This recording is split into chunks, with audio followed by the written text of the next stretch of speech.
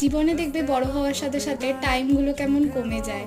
তো মধু আর আমি যেমন এখন পুরো আলাদা লাইনে চলে গেছি, ও যেমন কোর্স করছে কিছু একটা, আমি যেমন করছি না, ঠিক আছে, সেই জন্য দুজনকার পাথ পুরো আলাদা, কিন্তু তাও সবাই সময় বার করে একসাথে ঘুরতে যাওয়া, এই জিনিসগুলো যেন মানে সব প্রত্যেকটা বন্ধুদের মধ্যে থাকে। তো সেরকমই একটা সন্ধ্যাবেলায় আমি, মধু, তরু আর দাদাভাই মিলে বেরিয়েছিলাম। তো এই শার্টটা ওর পছন্দ হয়েছিল, আমি ওকে বলছিলাম যে গোয়া গোয়া ভাইবস আসছে এটা থেকে, কিন্তু ওর মানে ও এটা নেয়নি, এই কারণেই মিন্ত্রাতে এটার দামটা একটু কম ছিল, কিন্তু মলেতে ভালোই দাম ছিল সেই জন্য। তারপর একটা ফুচকা কাকুর দোকানে প্রচুর ভিড় ছিল, সেখান থেকে না খেয়ে আমরা চলে এসেছিলাম আর একটা দোকানে, তাও ফুচকা খেতেই হবে। এখানে যদিও দাদাভাই ছিল না, ও বাড়ি চলে গেছিলো, অনেকটা রাত হয়ে যাচ্ছিল, তাই আমাদের সেদিনকে ফিরতে ফিরতে ফুচকা খাওয়ার চক্করে 9:30 10টা হয়ে গেছিলো।